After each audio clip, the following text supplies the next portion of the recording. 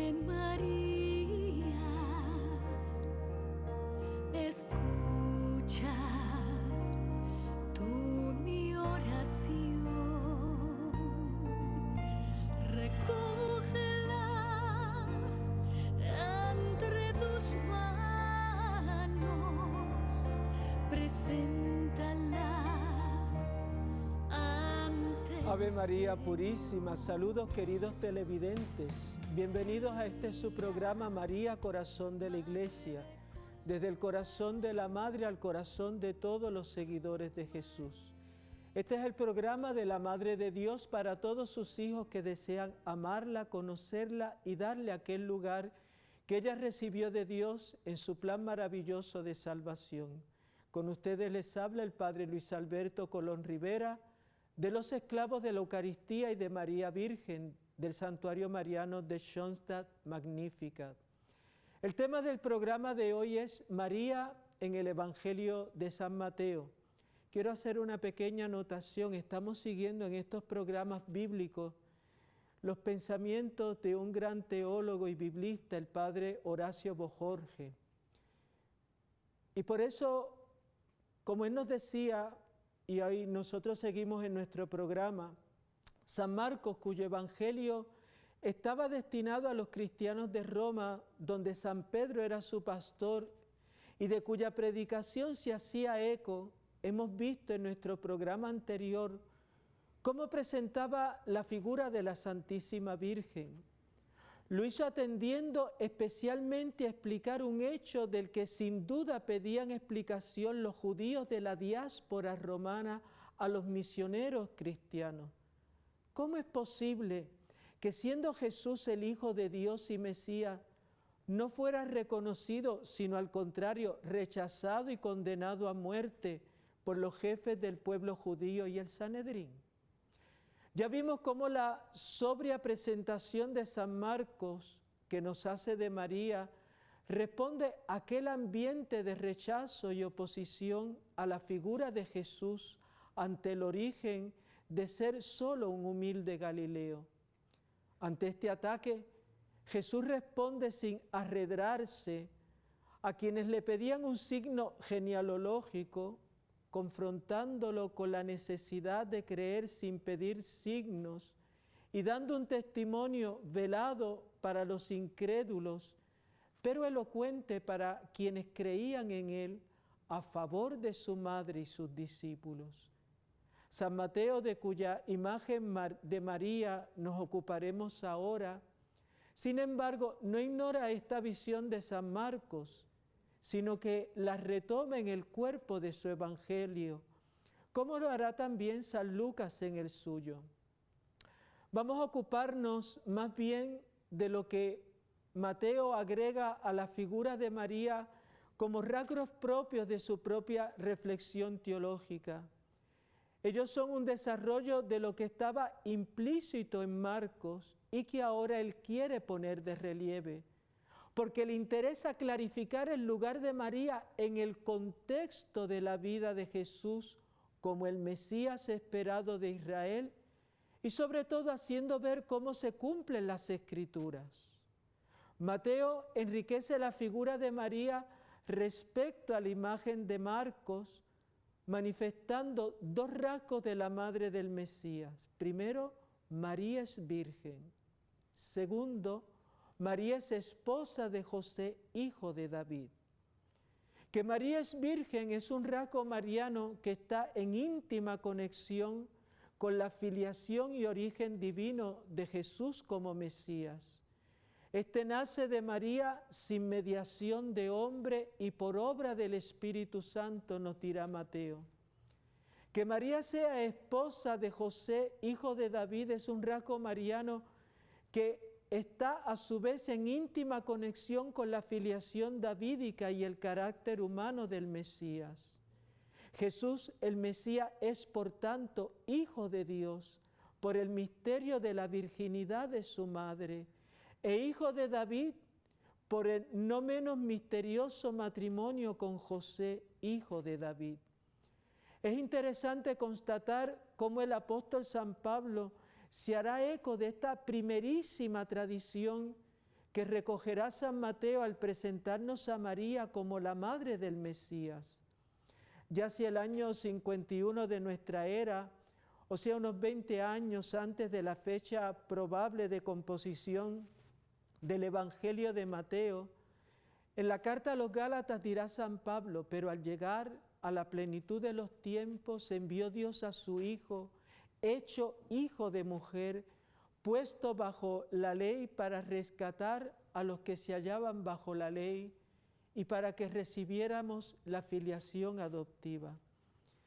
Y entre 10 y 12 años más tarde, es decir, hacia el año 61-63, San Pablo escribirá en su primera cautividad a los fieles de Roma: Pablo, siervo de Cristo Jesús, apóstol por vocación, escogido para el Evangelio de Dios, quien habla ya, prometido por medio de sus profetas en las Sagradas Escrituras, a su Hijo, nacido del linaje de David según la carne, constituido Hijo de Dios con poder.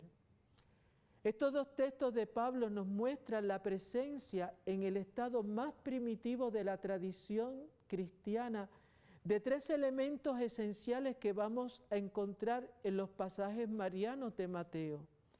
Primero, consiste en que lo que se dice de Jesucristo se presenta como sucedido según las Escrituras, como cumpliendo las Escrituras, como la realización de lo predicho por los profetas que hablaron en nombre de Dios, ilustrados por el Espíritu Santo. Segundo elemento es la doble filiación de Jesús, Hijo de Dios y al mismo tiempo Hijo de David.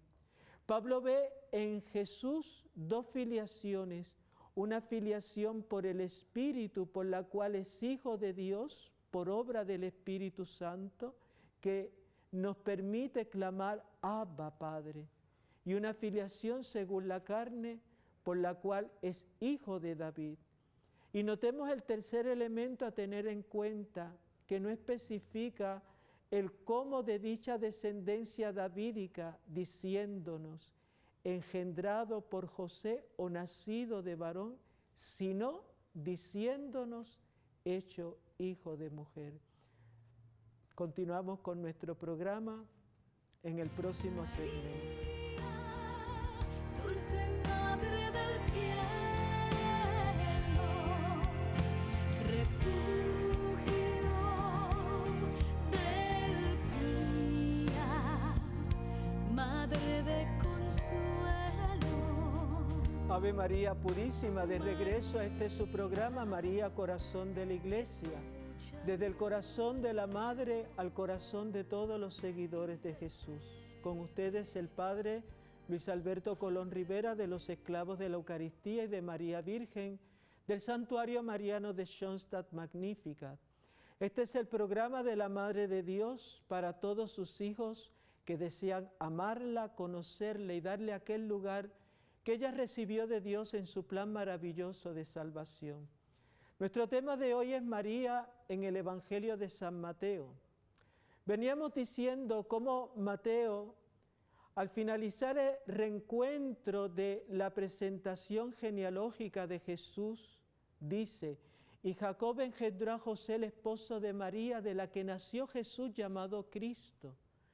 La fórmula es ya intrigante. A lo largo de toda esa genealogía con la que comienza su Evangelio, Mateo ha hablado empleando el verbo engendrar.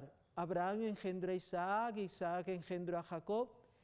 Y cuando, contra lo usual en las genealogías hebreas, nombras una madre, dice: Judá engendró de Tamar a Farés. David engendró de la que fue mujer de Urías a Salomón. Y justo al final de esta secuencia genealógica se rompe esta cadencia casi cacofónica para establecer una ruptura totalmente inusual.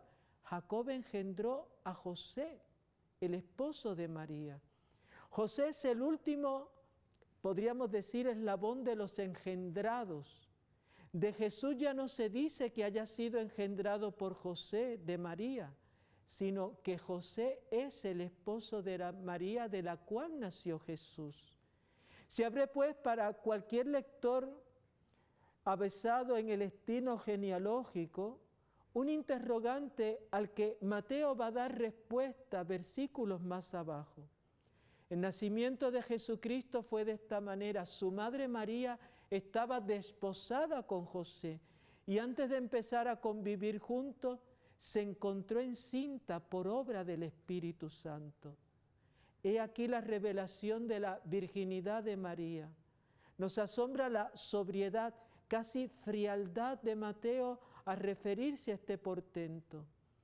No hay ningún énfasis, ninguna consideración encomiosa, ni apologética, ninguna apreciación que exceda el mero anuncio del hecho.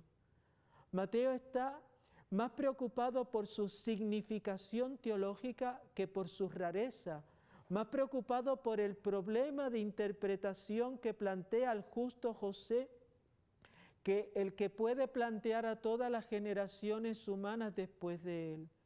¿Qué significa teológicamente hablando la maternidad virginal de María? A Mateo no le interesa dar aquí argumentos que la hagan creíble o aceptable. Y no pensemos que sus contemporáneos fueran más crédulos que los nuestros, ni más proclives a aceptar sin más este misterio de la Madre Virgen.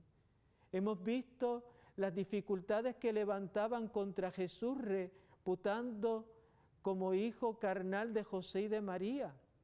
Imaginemos las que podrían levantar contra alguien que se presentara o fuera presentado con la pretensión de ser hijo de Madre Virgen, de haber sido engendrado sin participación de varón y por obra directa de Dios en el seno de su madre. Entenderemos mejor por dónde va el interés de Mateo en la concepción virginal de Jesús y su adopción por José, tomando a María por esposa. Nos explicaremos mejor porque Mateo engarza esta gema en el contexto tan poco elocuente para nosotros de una genealogía. Si nos detenemos un poco a considerar qué función cumplía este género literario en el contexto vital del pueblo judío en tiempos de Jesús. Allí en ese tiempo la genealogía de una persona y una familia tenía suma importancia, tanto jurídica, e implicaba consecuencias en la vida social y religiosa. No era como hoy entre nosotros un asunto de curiosidad histórica o de elegancia o de mera satisfacción de la vanidad. Una genealogía se custodiaba como un título familiar, posición social, origen racial y religioso dependían de ella.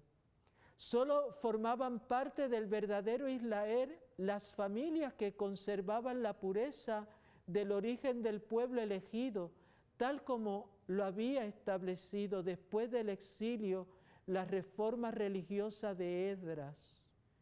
Todas las dignidades, los puestos de confianza, los cargos públicos importantes estaban reservados a los israelitas de pura raza. La pureza había que demostrarla y el Sanedrín contaba con un tribunal encargado de validar las genealogías e investigar los orígenes de los aspirantes a los cargos. El principal de los privilegios que reportaba una genealogía pura se situaba en el dominio estrictamente religioso. Gracias a la pureza de origen, el israelita participaba de los méritos de sus antepasados. En primer lugar, todo israelita participaba en virtud de ser hijo de Abraham, de los méritos del patriarca y de las promesas que Dios le hiciera a Abraham. Todos los israelitas, por ejemplo, tenían derecho a ser oídos en su oración, protegidos en los peligros, asistidos en la guerra, perdonados de sus pecados, salvados del infierno y admitidos a participar del reino de Dios. Literalmente, el reino de Dios se adquiría por herencia. Jesús impugnará enérgicamente esta creencia. Dios puede suscitar de las piedras hijos de Abraham.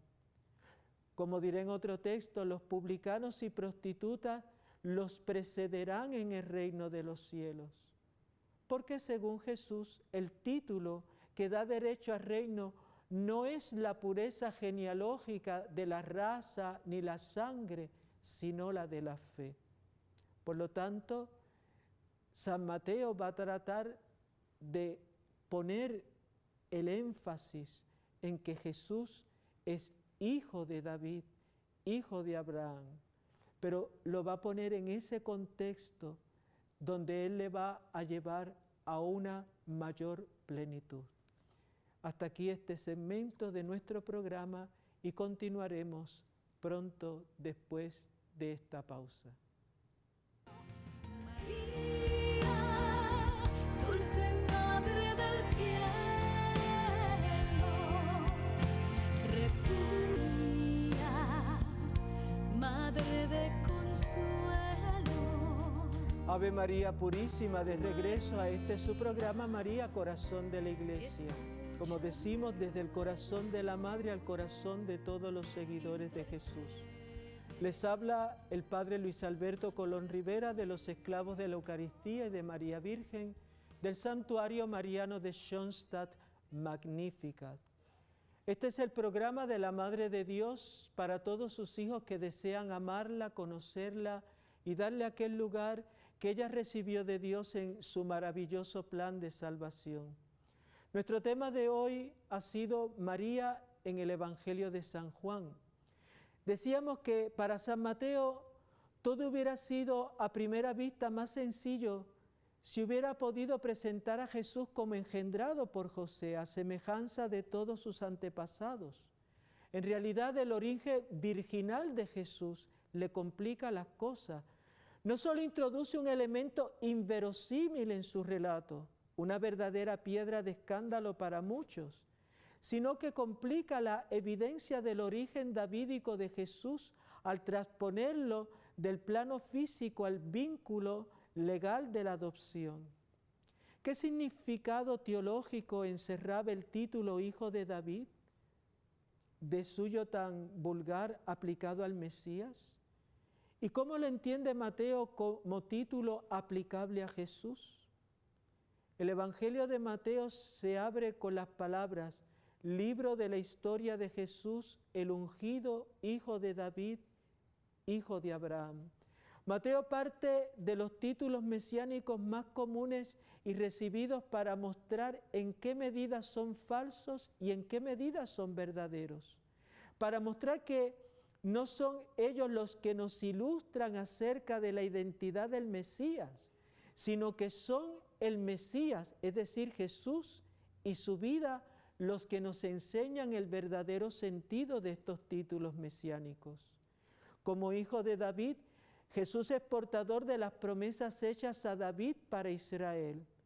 Como hijo de Abraham, trae la promesa a todos los pueblos de la tierra. Como hijo de David es rey, pero un rey que va a ser rechazado por su pueblo y perseguido a muerte desde su cuna, pues ya Herodes se siente amenazado en su poder por su mera existencia y ordena para matarlo la degollación de los inocentes. No son los sabios de su pueblo, sino de los paganos venidos de Oriente, los que preguntan por el rey de los judíos y le traen presentes y regalos. Como hijo de David también le corresponde nacer en Belén, pero su origen es ignorado, pues luego es conocido como Galileo Nazareno. El sentido que tiene este reconocimiento inicial de los dos títulos, hijo de David, hijo de Abraham, lo explica ya el final de la genealogía, hijo de María por obra del Espíritu Santo, que es a su vez esposa de José. María y José, al culminar la lista genealógica, arrojan sobre ella una luz que la transfigura. Esta genealogía misma encierra en su humildad carnal el testimonio perpetuo de la libre iniciativa de Dios, que ha de brillar deslumbrante al término de ella, porque Abraham es su comienzo absoluto, puesto por una elección gratuita de Dios, porque este hombre se perpetúa en una mujer estéril, porque la primogenitura no la tiene Ismael, sino Isaac, y más tarde no Esaú, sino Jacob, quien le hereda contra lo que hubiera correspondido según la carne. Y lo mismo pasa con Judá, que hereda en lugar del primogénito, y con David, que es el menor de sus hermanos. En la larga lista se cobijan justos, pero también grandes pecadores. A quienes se enorgullecían de la pureza de su origen davídico o pensarán en el origen davídico del Mesías como orgullosos términos de pureza racial, no podía dejarles de llamar la atención que Mateo introdujera en esa genealogía contra lo habitual el nombre de 4 mujeres, todas ellas extranjeras y ajenas no solo al estirpe, sino a la nación judía.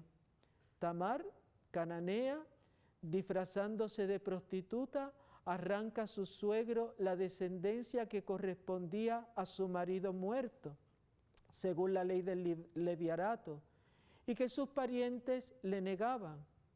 Rahab, otra cananea, prostituta, gracias a la cual los judíos pueden entrar en Jericó en tiempos de José, y que según las tradiciones bíblicas y extrabíblicas fue madre de Booz, que a su vez de Ruth, extranjera también, y más aún de la odiada región moabita. Engendró a Obed, abuelo de David. Betsabé, por fin, la última, la adúltera, presumiblemente hitita como su marido Urías, general de David, a quien éste pecaminosamente hace morir en combate para arrebatarle a su mujer, la cual fue luego nada menos que la madre de Salomón, el hijo de la promesa. ¿Dónde queda lugar para el orgullo racial, para gloriarse en la pureza de la sangre o en los méritos de los antepasados? No están escritas en el linaje del Mesías, en cuanto proveniente de David, ni la impoluta pureza de la sangre, ni la justicia sin mancha. Más bien, por el contrario, si el Mesías se debe a sus antepasados, se debe también a los extranjeros y a los pecadores. Y también los extranjeros y pecadores tienen títulos de parentesco que alegar sobre el Mesías. Mateo se complace en señalar así la verdadera lógica genealógica inscrita en la historia del linaje davídico de Jesús como Mesías, y en contradecir con ella el orgullo carnal y el culto al linaje. Aquellas mujeres extranjeras a las cuales se debió la perpetuación del linaje de David son prefiguración de María y ajena también al linaje de David según la carne, despreciable por los que se gloriaban en su genealogía. María, aunque eternamente extranjera al linaje de mujeres que conciben por obra de varón, es la madre del nuevo linaje de hombres que nacen de Dios por la fe. Qué hermoso este mensaje que nos trae el Evangelio de San Mateo. Y ojalá podamos descubrir de esa manera cómo María en su virginidad lo que hace resaltar de todos modos que Dios en su plan es absoluto, libre, lleno de gracia y de misericordia. Hasta aquí nuestro programa. Que Dios y la Santísima Virgen les bendiga a todos. María.